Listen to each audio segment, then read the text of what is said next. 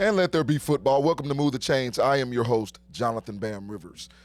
I'm going to fully react to the trade deadline in the NFL this past week because teams said a lot by trades that they made, but I also want you to understand that teams also say a lot with trades that they don't make. I want you to remember that. Making trades and not making trades both speak volumes depending upon the organization and the level in which you're trying to win right now or win later. Chain Gang Chatter, we're going to college football for questions. There are going to be a lot of different coaches. They're going to be circulating in terms of names with these Penn State jobs and these Auburn jobs and the Florida jobs. And I'm going to answer questions via social media when it comes to college football in the Chain Gang Chatter. And in my nonsense narrative, there's your team that has been a dynasty for the past 8 years. And there's everybody thinking that they have to make the playoffs or else. And I'm going to tell you why the Chiefs having to make the playoffs is a nonsense narrative. You'll definitely want to hear my thoughts on that. And last but not least, the Buffalo Bills didn't do anything. And I think it says a lot, like I stated earlier. Having said all that, you know what time it is. It's time for the opening toss.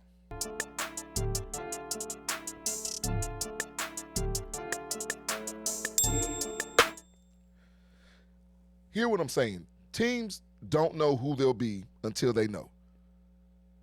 Teams do not know who they'll be in the NFL until they know. I want to talk about the trade deadline. I want to start here with the Indianapolis Colts because this is a team, and I've said this before on this show, they've had a bunch of talent. Zaire Franklin, Michael Pittman Jr., Alec Pierce, Jonathan Taylor, of course, when healthy, Quentin Nelson in that offensive line.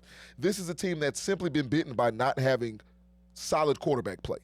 So because they've had solid quarterback play, they went out and said, we want to go and get us a defensive star in the secondary because I think they're 28th or 29th in pass defense. So they believe that trading for Sauce Gardner is the answer. So if you see on the screen, the Colts get Sauce Gardner from the Jets get 2 first-round picks from the Colts, and they get Adonai Mitchell. Let me say this, too, before I move on. I don't think A.D. Mitchell's career is going to have any huge bearing on the outcome of the NFL. I don't think he'll have a career that people will be talking about in the next 30 years. But I personally will be watching the trajectory or lack thereof based on him dropping that ball against the Rams. I fully believe that played a large part into Shane Steichen removing him from this team and making him part of that trade. Now, back to my overall point. So if you're the Indianapolis Colts, I don't even think they make the trade if they're 4-4 or if they're a game under 500. I think they understand what it is right now. So what they're doing is trying to solidify the back end of their secondary, but it also makes their offense better. Well, you may be saying, well, how's solidifying your secondary making your offense better? It's doing it because if you've got a third down and you've got a shutdown corner, presumably in Sauce Gardner, who was an All-Pro his first 2 seasons, has dealt with some injuries, but he's still a high-level corner, you get the ball back to your offense, who's a ball control offense, who runs the football, and who likes to punish people. And the more opportunities you get to punish people, the more opportunities you get to run up the plays, which tires out their defense. So all this is complementary.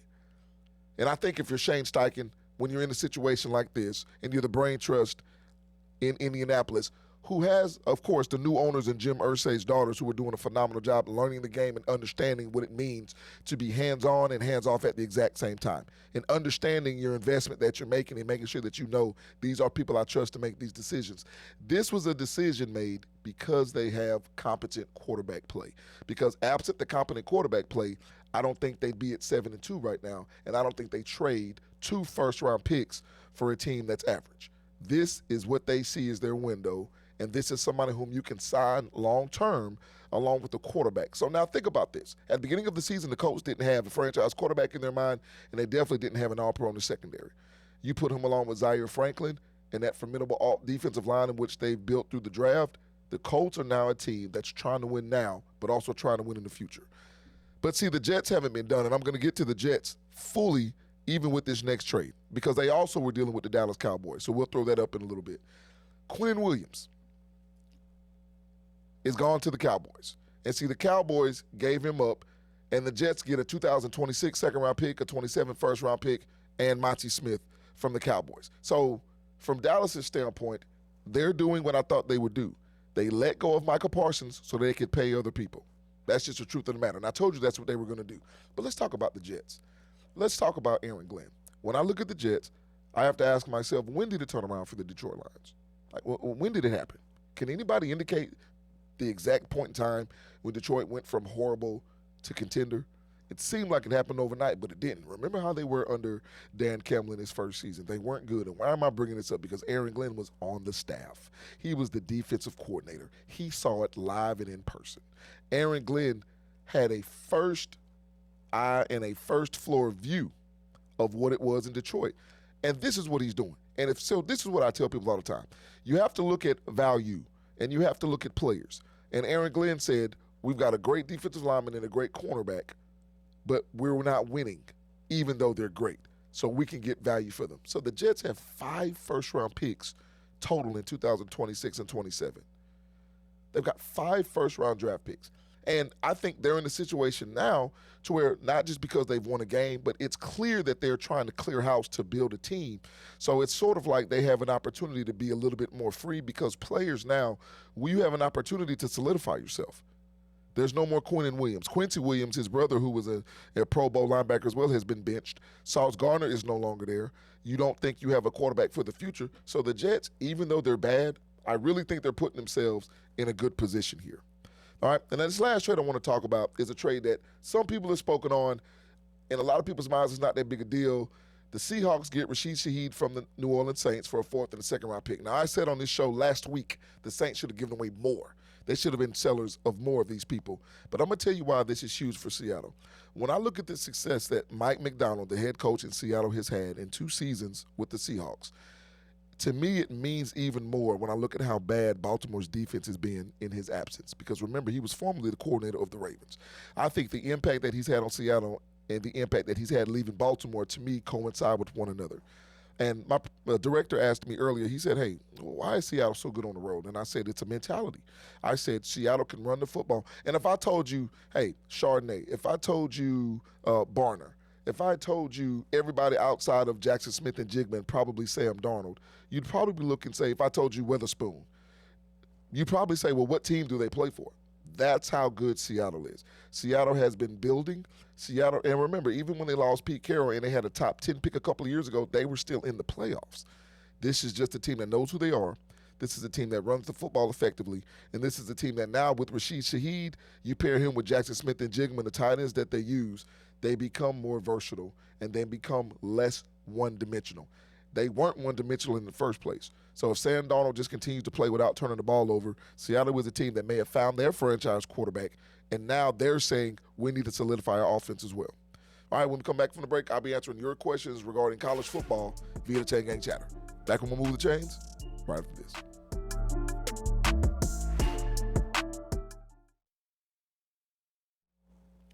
And welcome back into Move the Chains. Before we get to your social media questions during the Chain Gang Chatter segment, I want to take this opportunity, as always, to thank my Lord and Savior Jesus Christ for hosting Move the Chains. I also want to thank you, the fans, for watching whatever platform you're watching on. I appreciate the love and the support for the show because it is growing and we are getting there. The best production crew in the business. Words can't express how much they mean to me and to this show. So from the bottom of my heart, shout out to the best production crew in the business. And lastly, you see the QR code at the bottom of the screen. If you want to put yourself in a better position in life, mentally, spiritually, physically, and financially, click on that QR code and check out the protection plan and how you can take your life to the next step. Having said all that, you know what time it is. It's time for the Chain Gang Chatter.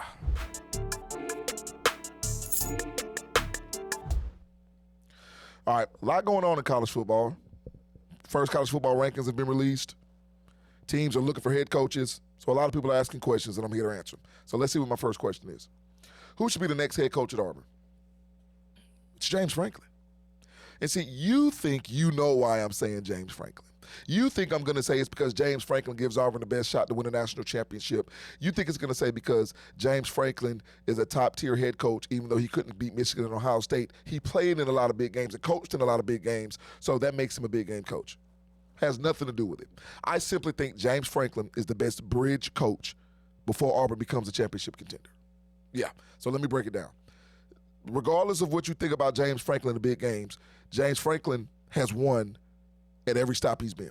He took a Vanderbilt team, right, before Clark Lee and before the Derrick Mason years and all that were terrible, and he made them contenders. He made them bowl game participants. He made them 8-win, 9-win teams.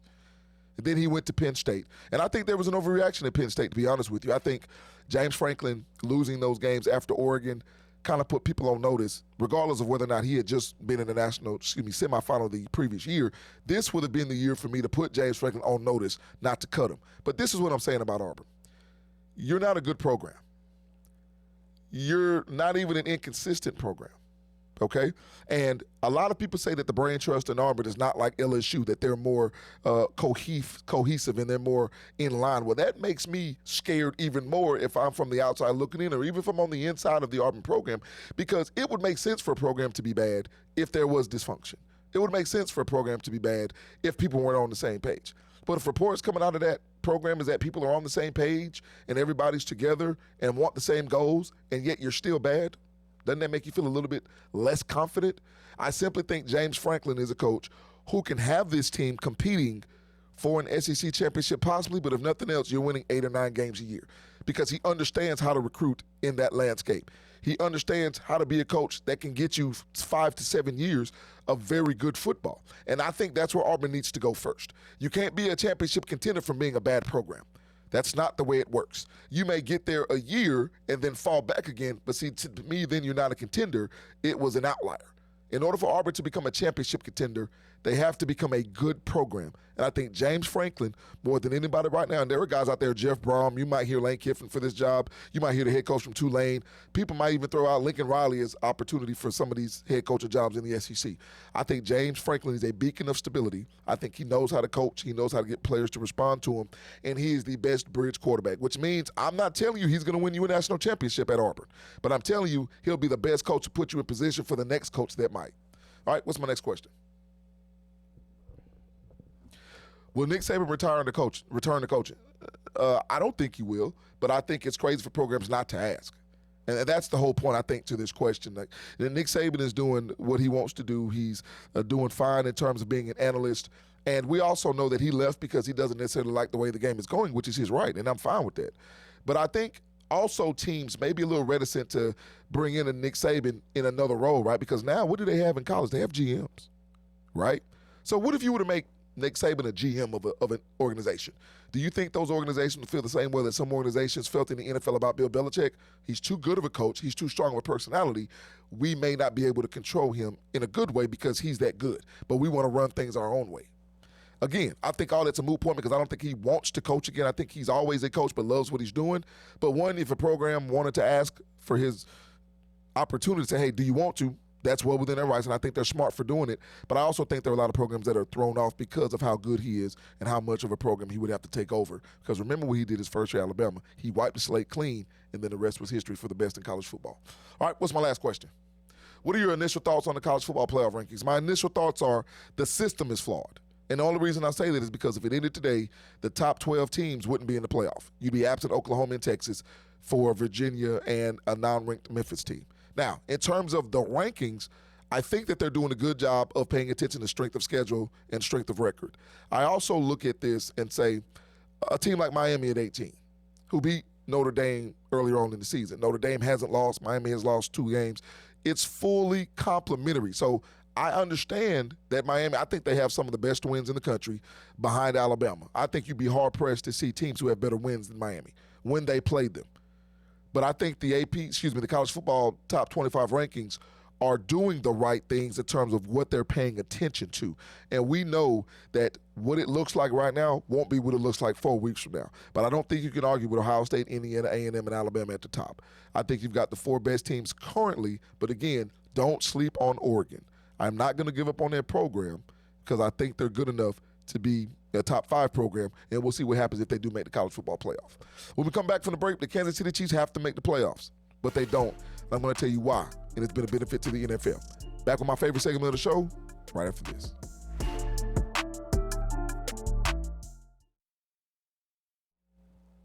And welcome back to Move the Chains. It's now time for my favorite segment of the show. It's time for my nonsense narrative. Run it.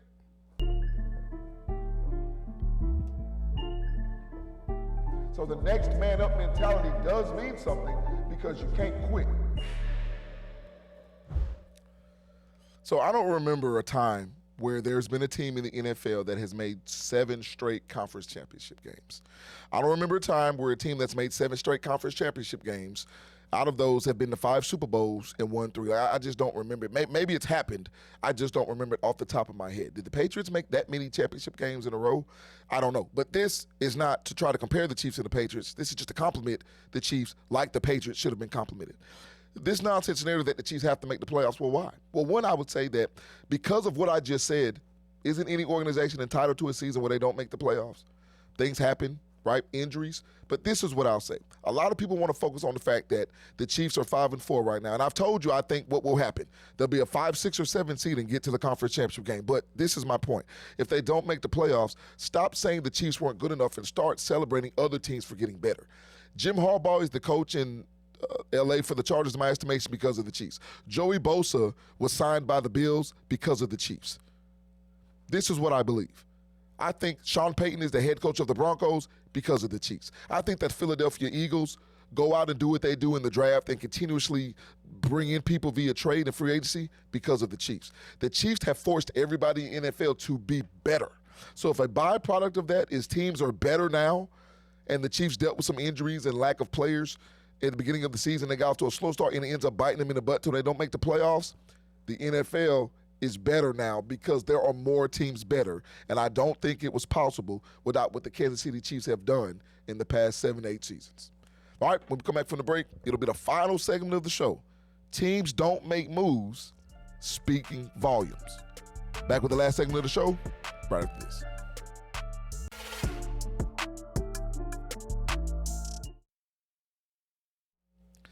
And welcome back in. And time's going down, so it's time for the final segment of the show. It's time for the final drive.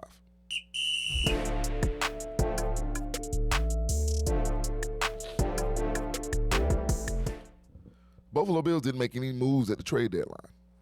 And to me, it means that they believe in having to make a play rather than going to get players. Buffalo thinks they are what they need to be to not just beat Kansas City, but get to the Super Bowl and win it. And I'm not going to argue with Buffalo. They've been close so many times.